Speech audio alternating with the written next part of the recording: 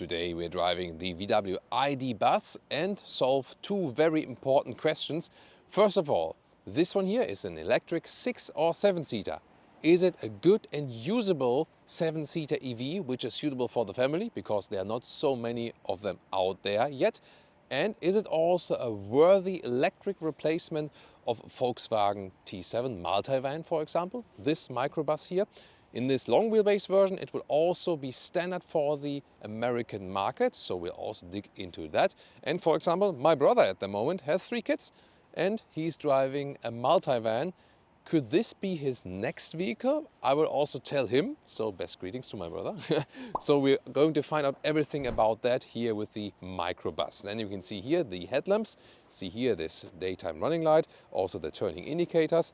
You also have this function that it automatically closes or opens when you approach or leave the vehicle. Optional IQ light, the ones you can see here, this is the matrix LED. In this case in a yellow-white trim, you can go for a unicolor style, but you can also go for this cross-color styling. 19, 20, 21 inch wheels, these here in the middle, 20 inch, and the length is, with the long wheelbase version, 4.96 m or 195 inches. That is actually 25 centimeters or 10 inches longer than the short wheelbase version, and it's really that the length is the wheelbase that is longer. It's like the increase in wheelbase is identical with the increase in overall length, and the difference is not the overhang here. This door here, this door is 19 centimeters longer than with the short wheelbase version, so we have more space on the interior. Soon more about that. DCC, the dynamic chassis control, which is offered for the ID.4 or the ID.5, is not available with the ID.Buzz, so you cannot get an adaptive suspension, but we'll talk about the comfort very soon. Towards the rear, 160 kilometers an hour, like 100 miles per hour is, by the way, the top speed. And today we'll drive German Autobahn because we're in Germany here today. And then we also, I can promise to you, hit the top speed for this very vehicle and see how it performs there. So let me get out the key. You can also flash the lights here in the rear for you and see that the turning indicators in the rear are pretty tiny, but they are still very well visible. And overall, it has this very iconic design. That's why people love the microbus. And I think design-wise, it indeed works. I would have wished for the round headlamps in the front though, but you at least get these retro logos, which are very large. And here, by the way, the rear light really runs through the whole width. It's always hard to show on camera because at some point it turns off again when there's no one sitting in front of the vehicle, energy saving function, but here you can see it now. And just look at how far the front wheels can actually turn in. I can also show it to you the other side around like this. So this is actually pretty cool, right? And then just look at that, how narrow the turning circle is, and it's actually 11 meters for the short wheelbase version and 11.8 meters for the long wheelbase version. That is absolutely astonishing. Do we have some kind of frunk? Oh, ain't that cute? No, there's no frunk, but it's just funny how that front logo pops out. In this case, you can be saying like, hey, that's okay, you know, that there's no frunk here. Wiper fluid fill-in is right there because they have a very, very short overhang here. And then I think we can say it's okay. There's a rear-wheel drive version, it's this one here at the moment, and then there's an all-wheel drive version. On the Northern American market, it will just look the same. On the European market, the all-wheel drive version is the so-called GTX. That one looks actually exactly like this. Look at that, there. This is the GTX.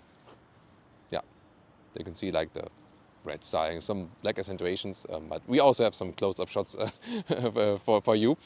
So, but the GTX scheme is not carried over to the Northern American market. The acceleration figures here for the long wheelbase versions is under 8 seconds with the rear-wheel drive version and 6.5 seconds with the GTX or the all-wheel drive version, and the power output will be the same. The short wheelbase versions will be around like 0.3, 0.4 seconds quicker each. So then the short wheelbase all-wheel drive is just around 6 seconds in the acceleration figure, but the top speed is actually then the same.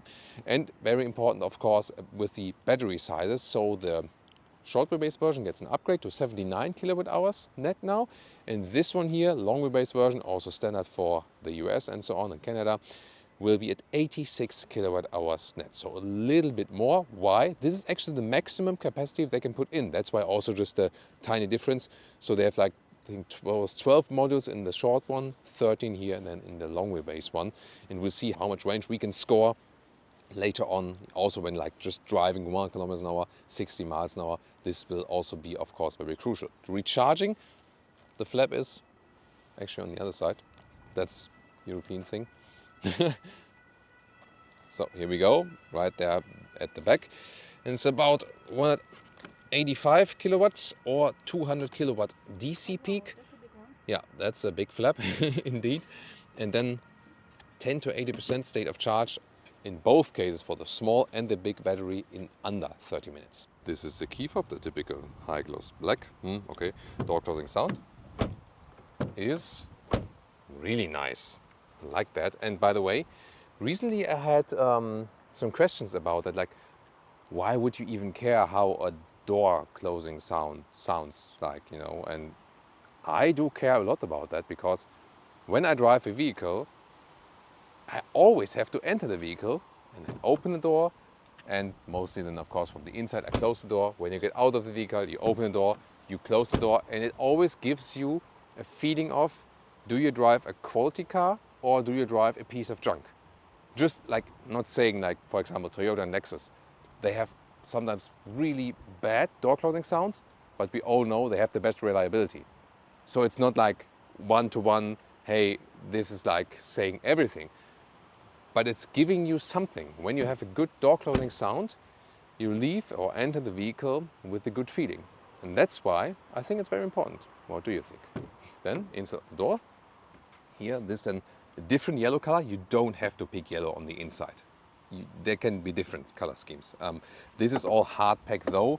Yeah, this is a hard pack plastic landscape indeed. Then inside you have this typical ID family, very small instrument panel. I like here this, you know, this fake wood atmosphere. It's actually really sophisticated, you know, even though it's not the real thing, it looks actually quite decent. Seats, once again, not needed in yellow, but you can go for it. It's of course a very interesting combination in here, and they're actually quite plush. Here, this front part you can also make a little bit longer then for longer legs. These are also the electric seats, easy to get inside, and with 189 6x2, yeah, there's plenty of space like everywhere to every single direction, and it's a very comfortable seating position. Steering wheel manual adjustment in and out, up and down. And at this moment you cannot order an animal-free steering wheel anymore. They are searching here at the moment for a new supplier. So I just recommend to them, look at BMW, Kia, Renault, Polestar, Volvo. They have suppliers for high quality animal-free steering wheels. Yeah, but they obviously moved away from the one now and searching the new one now. So if you're a supplier for animal-free steering wheels, maybe talk to VW Commercial Vehicles. Yeah, interesting. And then here, look at that. Seat also goes electric up and down. And yeah, the seats, like the rest of the interior, is all animal-free, by the way. So far, it's a very good first impression for driving. There's so much space here inside that you can even very well film a cockpit overview, and Leah can sit there in the rear, you know, just totally relaxed. So much space for filming. And look at that. Here we have a lot of space right here, also with this rubber ground. Leah will also soon show you all the other possibilities for space. Then here I have two more buttons to open the side doors, for example, or at the key fob, that's also possible. New upgrade since the long wheelbase release, now also for the short wheelbase, new 13-inch infotainment screen, so it's larger than before, and still with the sliders here, they are also illuminated. At least another possibility than just to click it in the screen. And the software has also been upgraded, so it works quicker than before. It won't be the fastest system on the planet, but most of the time it does the job now. And you have these fixed hotkeys here on the top, for example, to access the driving mode, although you have no DCC here anyway, so you won't change the suspension with that. But here, assist, and then you can, when the ignition is on, you can also here in assist deactivate the EU speed warning, you know, if that's relevant to you. And this is like the main menu. So I think we get along with that quite well. Interesting is that here, EV specific, we can now also not only set the charging limit here, we can also There we go, there. Start battery heating. So it does that automatically when you have a charging station set in the GPS, in the car internal GPS, but you can also start the battery heating yourself. For example, let's say you live close by a charging station with high voltage, and then say like, hey, I want to go there now, and then you just press start battery heating, and then maybe like 5 to 10 minutes later you are there, and then the battery is already preconditioned for the better quick charging. So it's also a good possibility, and always important with the EVs, of course. If we just want to go, let's say we go to Munich now from here, from Hanover, where we are at the moment, then let's say if there's any like prediction for the charging stops and so on. So because here 628 kilometers, this is actually too much, and then you can see here there's a charging shop, one suggested here with 300 kilowatt station in Bad Brückenau. Listen and repeat, Bad Brückenau, and then we're supposed to charge for 34 minutes there. Driver POV, here, as I said, like the capacitive buttons. Yeah, hashtag capacitive BS. So sometimes you press them unintentionally, sometimes they don't work when you press them. Not my favorite solution, at least they're backlit, that's quite cool. And in here, gear change, drive, reverse, and so on. Small digital instruments, and you can also get a head-up display. Oh, and look at that, this silhouette of the vehicle there in the mirror. That looks amazing, doesn't it? Wow. And then you can see like the small head-up display right there. Here, by the way, the windows control here, but just two. Then you press rear, and then you can also activate that rear window from the front.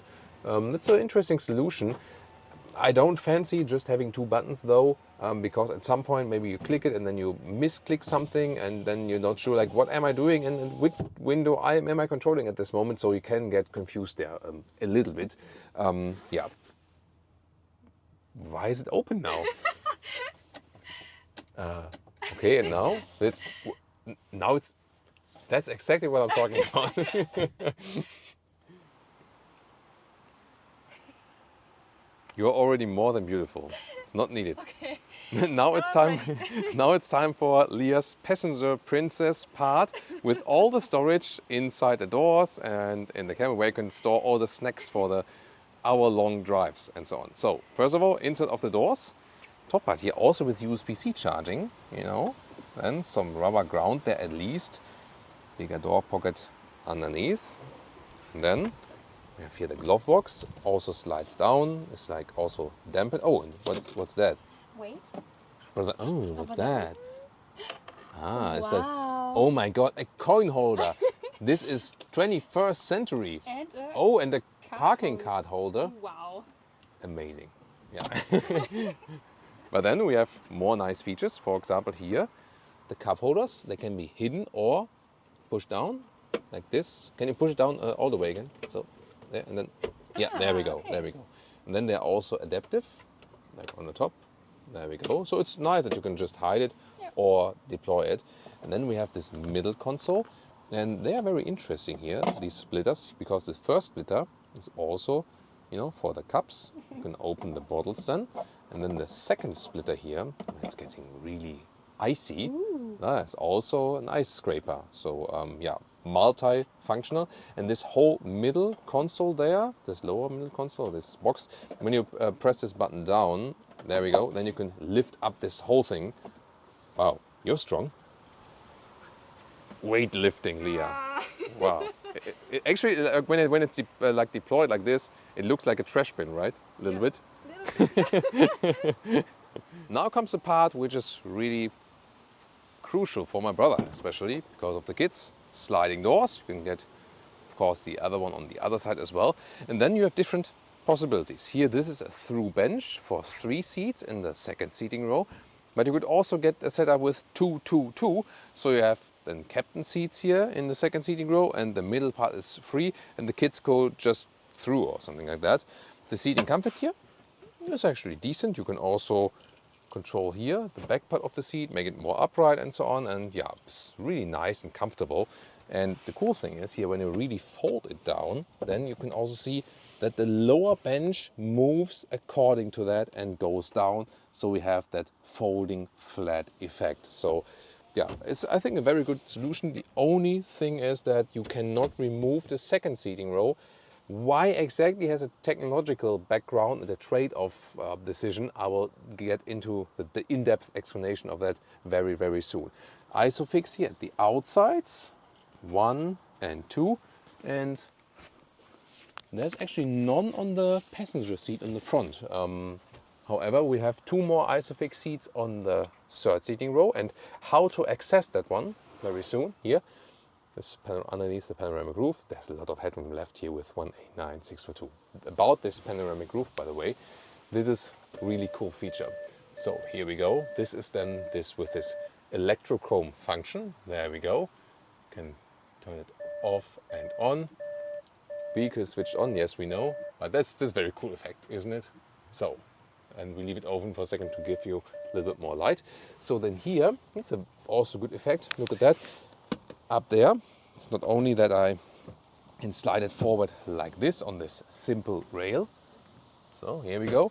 I can also use this top lever, and then the seat goes up and forward at the same time, and I can even slide it more forward.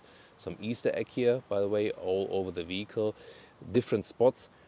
So we have the silhouettes here, and then this is, wow, this is a premium access to the third seating row. This is cool, right?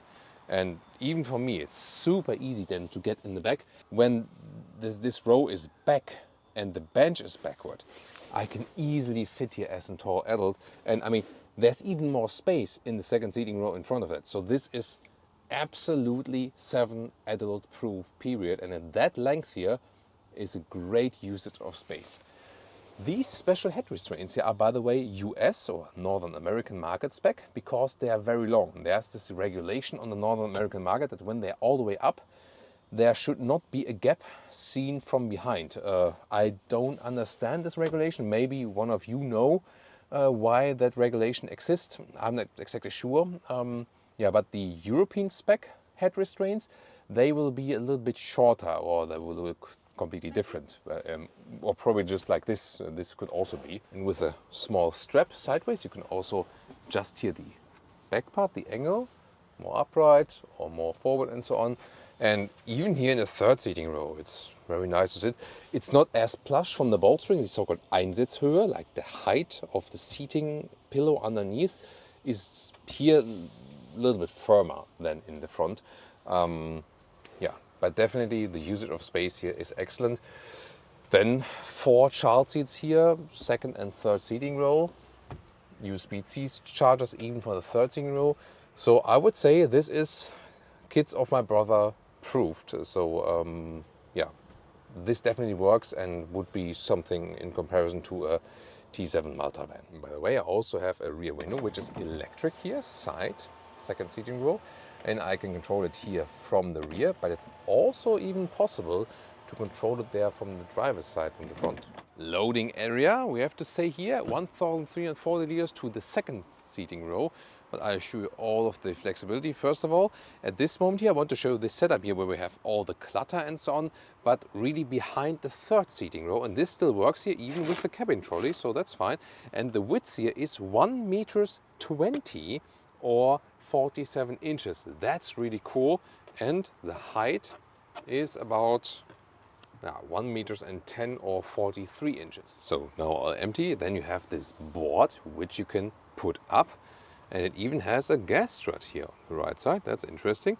And then you can get these here, for example. You can store a charging cable here or some other clutter here, like the emergency vest. You can also take these out here, and then it becomes even more obvious what else you can do with this vehicle. And this, yeah, this was really exciting now. So look at that. First of all, I can actually remove this whole board here like this. So I soon going to show you that, how we can do that. And then, but before, I want to show you this one here. When you fold down the seats, it's also nice how smoothly they go down like this here. So then you have an even area. That was the thought behind this. And you can also do this setup here, this bench, third seating row down, second seating row down, then all the way loading through up to the front seats. It's like 2 meters and 40, or let's see here, plus 16, and this is then Oh, it's like 94 inches. Let me take out this whole stuff. So here, like this. And yeah, I'll probably get an expert for this because for different language versions and vertical and horizontal content, I'll probably do these 3 or 4 times today, and I did it last time as well. So I'm getting practice in this one. So here we go.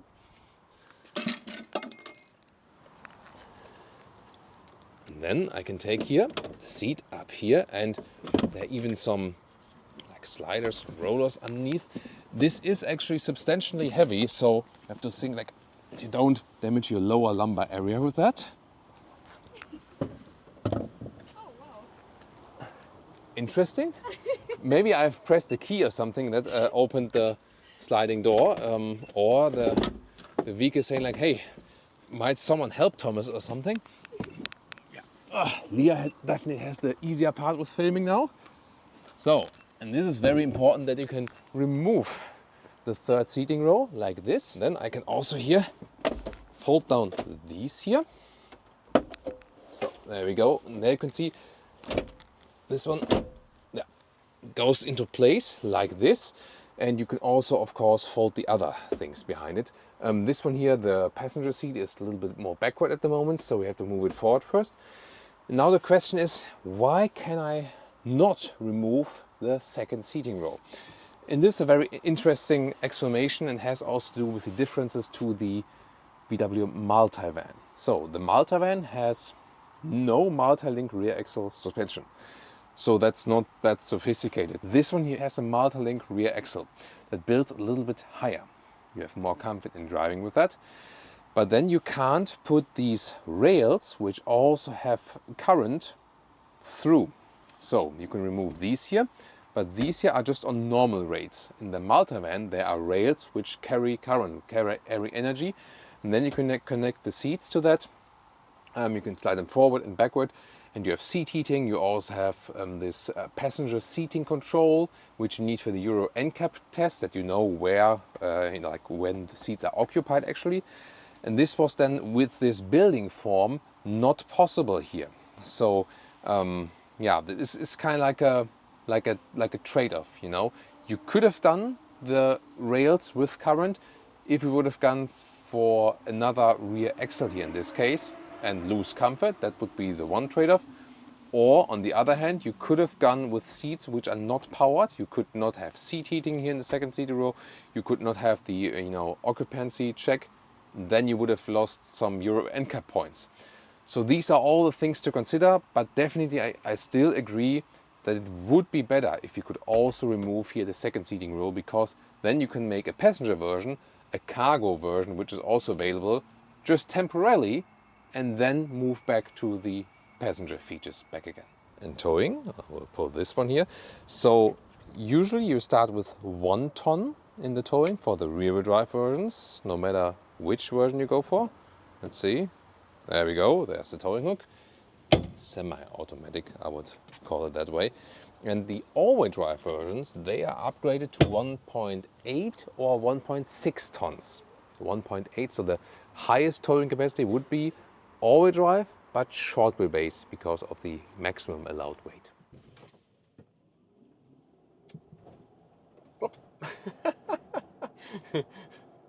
Welcome to Thomas' driving lounge. This was 0 to 50 traffic light acceleration, because it's so funny, you know, because when like a taxi or something is next to you and they see like, okay, that's like a bus, a microbus, and maybe not everyone knows it's electric or so on, and then you hit the floor on the pedal, and then like you're gone, you know. And this is only here the rear-wheel drive version. As I said earlier, there will be all-wheel drive and also rear-wheel drive version available, both. And even though this is the rear-wheel drive only version, since these electric motors, they have the instant torque, and then it goes really quick, and it's actually a lot of fun. And of course, it's not like a performance car like, but it's really astonishing how quick such a large car, can still accelerate, and how agile it actually feels. Maybe we can do it one more time here. Next traffic light. Let's go. Oh, a little bit of wheel spin.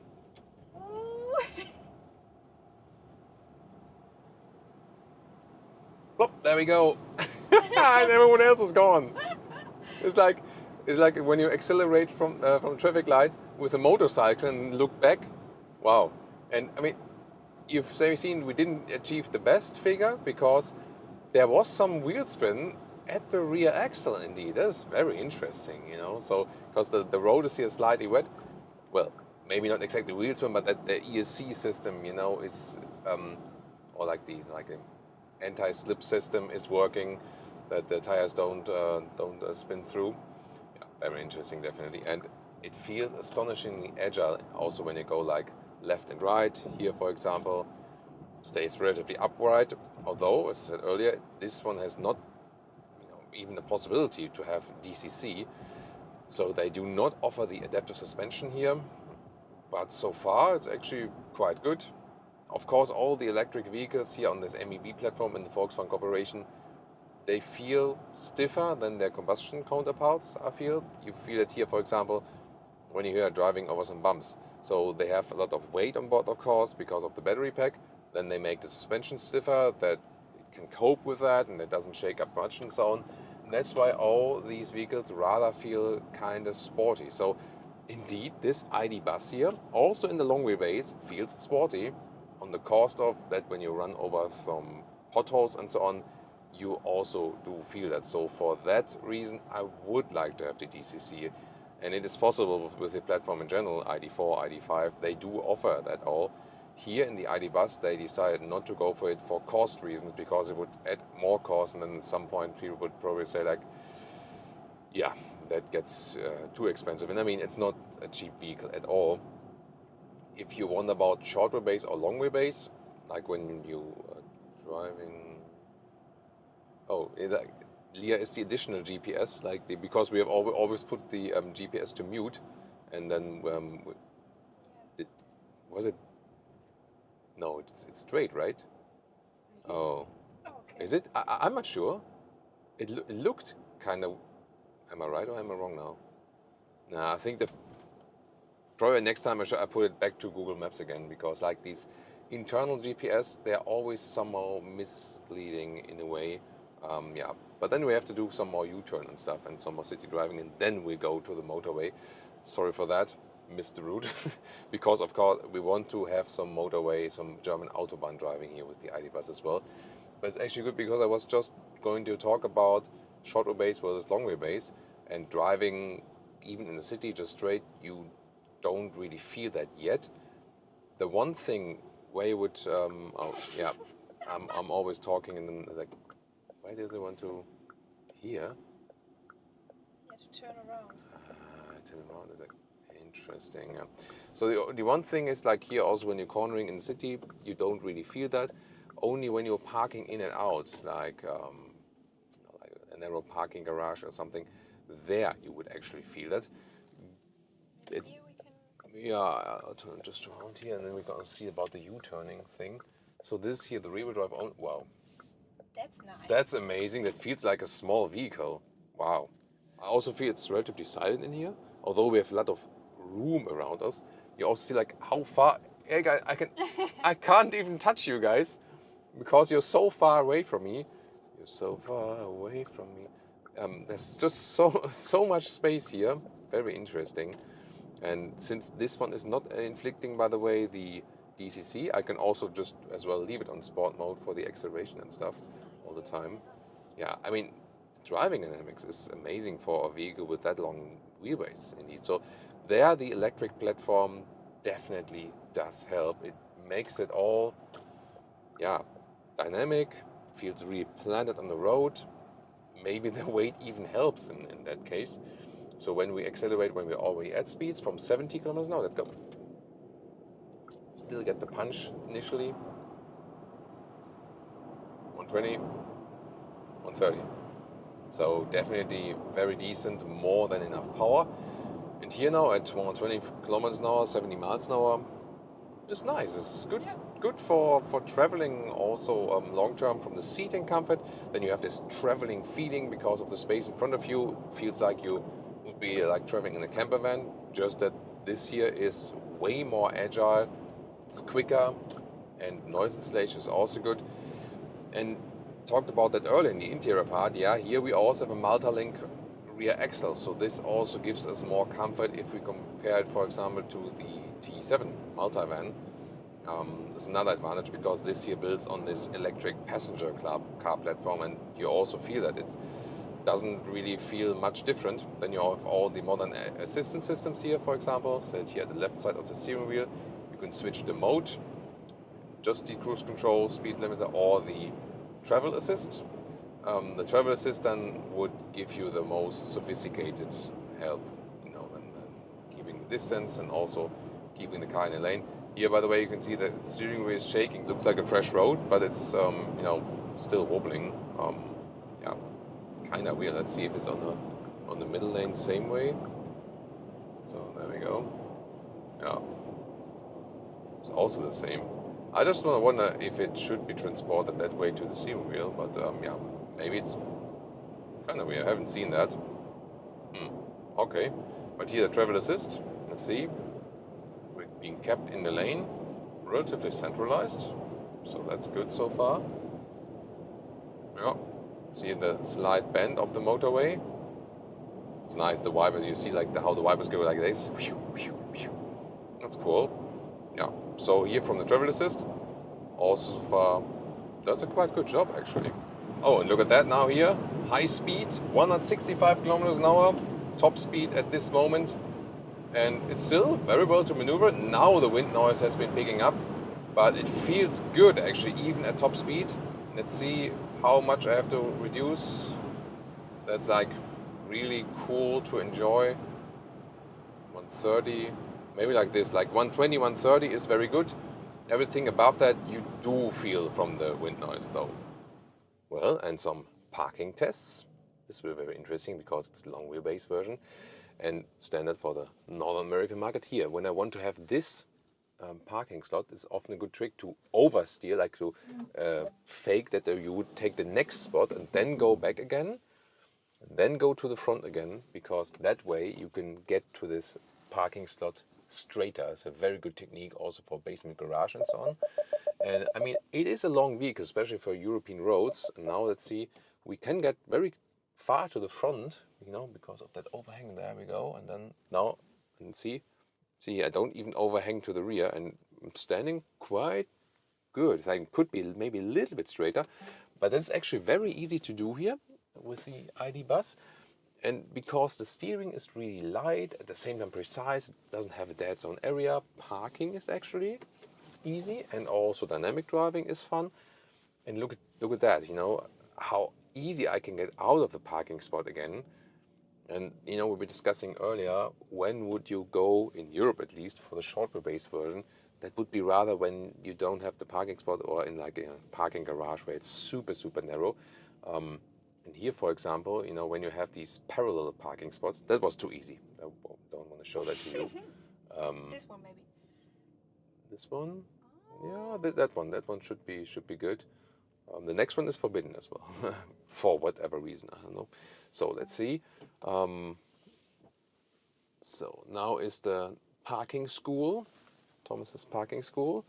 Parallel, yeah, I mean, like in the US, parallel parking is not that common. In Europe, especially in Germany, parallel parking is totally a thing, and everyone hates it, but sometimes you have to do that. Let's see if it does work. Oh, that gets narrow with the tire, but it could work actually. So I put I think, oh my God, this will be perfect. Yeah, see, that's just behind me is the grass. It's no problem. It's just some green stuff there. The automatic braking is being applied there, but I can go still. There we go. And then a little bit to the front.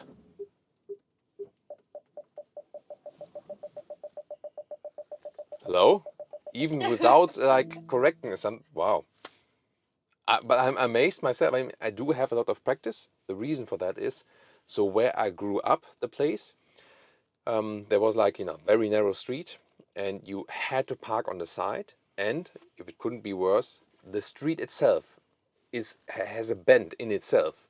Catastrophic to park parallel in. And then, each month, first to 15th, parking on the one side, and 15th to 30th on the other side. Welcome to Germany. Absolutely horrible. But that actually made me, you know, a lot of practice here with parking in and out parallel. I just wish, I can't wish it for anyone, you know, to have this kind of parallel parking situation. But here, I mean, it's just limited by the length, and then it's actually totally fine. Look at that. Wow.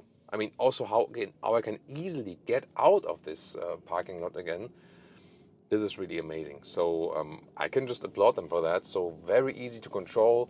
And I think especially this combination here, long wheelbase, which will be standard then for our guys in North America, and also maybe in other world markets, together with the rear wheel drive, you know, like most narrow or smallest turning circle, easiest to maneuver. You have enough power, we've shown it on the motorway, and you will have the best range result of that one. This is definitely here, the one we're driving is the version to go for. Some show off with supercars and burnouts and massive sound. If you have this vehicle, you show off with opening the sliding doors with the key, and like this, and also on the second side. This is always a cool feature, right? Especially when you, for example, slide this bench here all the way down and backward, like this, and like this. Then you can basically walk through the car, you know, literally like a walk-through. Oh, lost the key and picked it up again. So now the answer to the big question, would I recommend this one here to my brother, and can he really move from his multivan to the ID.Buzz long wheelbase? I would say definitely yes. It has nice interior solutions. Besides that one thing that you cannot take out the second seating row, explain that, you know, like, yeah, it's still hard to, you know, in the explanation. But overall, I think it's very flexible inside. You have a lot of space. It's suitable for the kids. You can install enough child seats and so on. The range, of course, yeah, it's not the longest on the motorway. But then again, if I think about the last holiday trip my brother took, when you have so many kids, you have to do, you know, regular pause anyways. And then you can also combine it with a charging stop or something like that. And then again, especially when you have a country where the taxation is definitely in favor of the EVs. And for example, with Germany, we don't have incentive for buying EVs anymore, but the monthly taxation, for example, when you take it as a company car, and then the private use of that, you have to pay taxes on, then the EVs, of course, make sense. So this could be something to take into account when switching over to the all-electric one. And if you then think about like Netherlands, where we, by the way, also have a separate channel now for Algefill. You can also see it in the video description and the pinned comment below. Or maybe like, especially like the Scandinavian countries, then it makes even more sense. So does it get the stamp for my brother? Yes, definitely. So now our highway test, well, 100 kilometers an hour, 60 miles an hour, just straight. We could score some 23 kilowatt hours and more kilometers. That's less than 3 miles per kilowatt hour. Means driving motorway at that speed, like 100, 110, something like that, it will run a little bit less than 400 kilometers or 250 miles. It will be better when you have more city traffic and so on. Then you'll go more towards 500 kilometers or 300 miles. But then once again, the speed has to be definitely lower. It won't be the most efficient on the motorway, that's it. But it has a better CD value than the VW multivan, for example. Definitely the bigger battery in combination with the long wheelbase is the version to go for, because the extra price that we pay in Europe is just 2,000 euros, and you get more car and more battery for that. So definitely go for the long wheelbase version, unless you have a big problem with parking spots. You need to go in the basement garage, something like that, and it's maybe not handy enough. But the parking maneuvers, as you've just seen, are actually relatively easy comparing what length this car actually has. Yeah, and our friends in the North American market, they go with the long wheelbase version as standard anyways. Rear wheel drive or all wheel drive, I would just stick with the rear wheel drive version, save a little bit of the money there. Yeah, although like if rear wheel drive or all wheel drive, it doesn't influence the turning circle, at least all wheel drive, of course, if the money doesn't play much of the role and you just need a little bit more performance then. Yeah, and the pricing, we have the base prices for the European market so far, and they are a little bit over 60,000 euros. With equipment, this will go up, of course. Yeah, so overall, this car, on the one hand, there are not so many 6 or 7-seater EV alternatives yet, and there are even more expensive ones. Then again, if you compare it to other more affordable EVs, it's already getting quite expensive. then it also depends on the leasing rates and so on. What do you think about the ID.Buzz and the long wheelbase version? Would you go for one? Tell me in the comments, and also tune in to more bus or multi-van content here.